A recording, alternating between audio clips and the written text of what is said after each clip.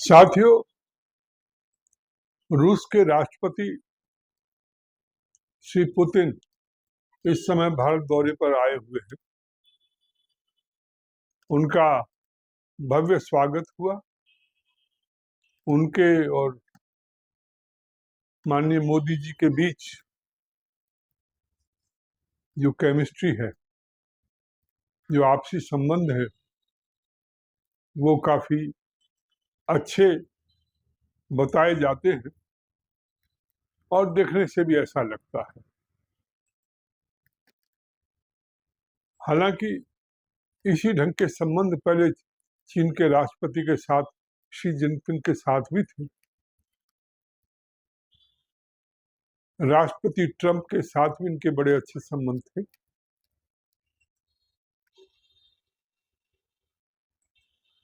Politics में या अंतर्राष्ट्रीय संबंधों में संबंध बनते या बिगड़ते देर नहीं लगती।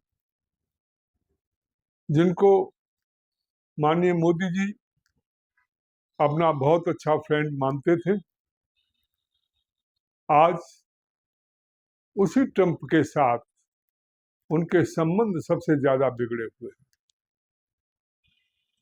जिस शी जिनपिंग के साथ उन्होंने झूला झूला था साबरमती के तट पर, और 14 बार थोड़े से दिनों में उनकी मुलाकात हुई, 14 बार। फिर न जाने क्या हुआ, वो सारे संबंध जो है खराब होते चले गए। तो इसलिए अंतर्राष्ट्रीय संबंधों में इस ढंग के व्यवहारों को बहुत ज्यादा तरजीह नहीं दी जा सकती।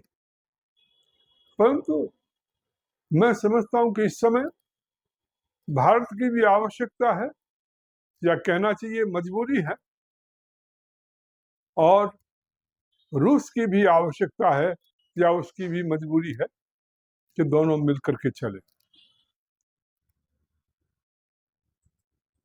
क्योंकि जिस ढंग से संबंध अमेरिका के साथ बिगड़े हैं, उसका प्रभाव आर्थिक क्षेत्र में भी पड़ा है। क्योंकि मैक्सिमम हमारे संबंध जो आर्थिक व्यापार के थे वो अमेरिका के साथ थे। उन संबंधों को बनाने में वर्षों लगते हैं। एक मिनट में वो, या एक साल में, 2 साल में वो संबंध नहीं बना करते। कंपनी जब दूसरे देश में जाती है तो वो वहाँ के सिस्टम को समझना, उस हिसाब से अपने आप को अपने उसमें परिवर्तन लाना, ऐसा कुछ करने में और एक दूसरे को समझने में और उसकी प्रक्रिया क्या रहेगी उसको डेवलप करने में 20 साल लग जाते हैं। तब कहीं जाकर के थोड़े बहुत रिलेशनशिप बन पाते हैं या एक दूसरे के ऊपर ट्रस्ट हो पाता है। तो अमेरिका के साथ हमारी बड़ी पार्टनरशिप थी, बहुत बड़ी पार्टनरशिप थी। हम उनसे हथियार भी खरीदते थे और भी विषयों पर उनके साथ हमारे संबंध थे, और धीरे धीरे संबंध बहुत अच्छे सुधर रहे थे। परंतु ट्रंप के आने के बाद और टैरिफ की जो पॉलिटिक्स चली अमेरिका में, उसके बाद ये संबंध बिगड़ते चले गए। हालांकि मुझे व्यक्तिगत रूप में ऐसा लगता है कि हमारे जो वर्तमान फॉरेन मिनिस्टर हैं, उनका भी इन संबंधों को बिगाड़ने में कुछ न कुछ हाथ रहा है। जिस ढंग से वो बोला करते थे वो मुझे कभी समझ में नहीं आया कि एक जो फॉरेन मिनिस्टर है वो इस ढंग की भाषाएं कैसे बोल सकता है, इस ढंग से उल्टे सीधे जवाब कैसे दे सकता है, हमेशा लड़ने की बात कैसे की जा सकती है। अंतर्राष्ट्रीय संबंधों में डिप्लोमेटिक भाषा होती है, वो इस ढंग से आप जो आम जनता के साथ बोलते हैं उस ढंग से वहां बातें नहीं हुआ करती, परंतु वो ऐसा ही करते थे।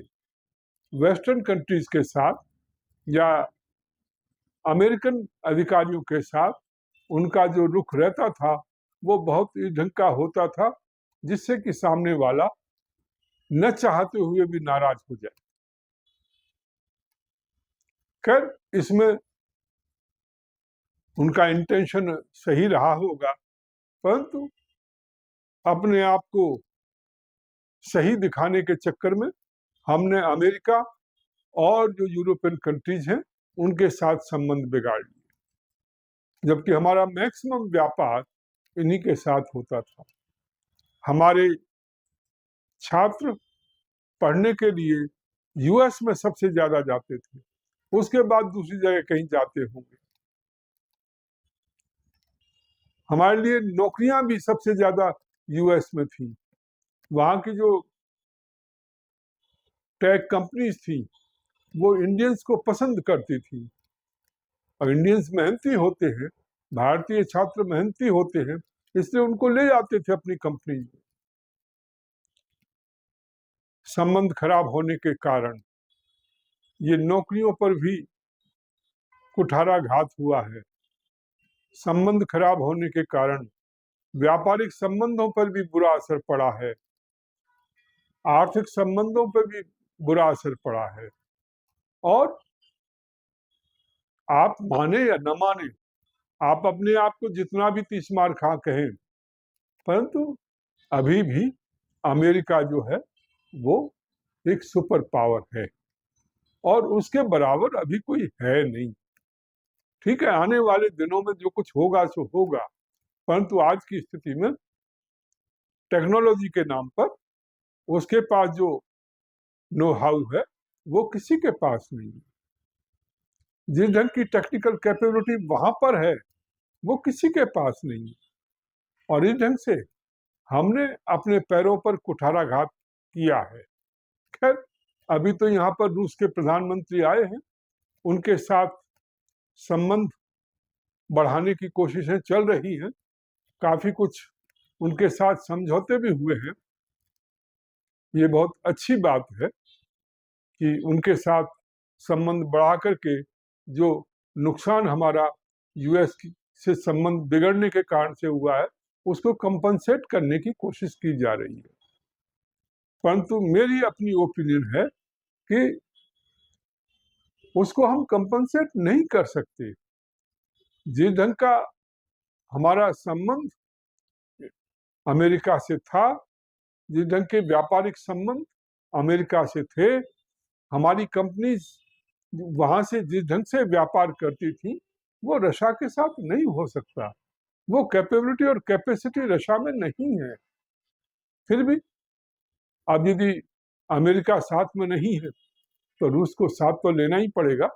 इस रूप में जो भी आपसी व्यापारिक संबंधों पर सहमति बनी है उसके लिए बधाई। ये संबंध और मजबूत हो और भारत और रूस की मैत्री विश्व की में शांति व्यवस्था बनाए रखने में सहयोगी हो और हमारी जो आर्थिक स्थिति है उसे सुधारने में भी सहयोगी हो, ये मैं कामना करता हूँ।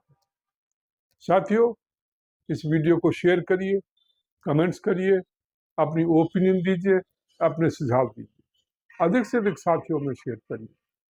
साथ ही QR कोड लगा हुआ है, उसके माध्यम से राष्ट्रवादी पार्टी को आर्थिक सहयोग करिए।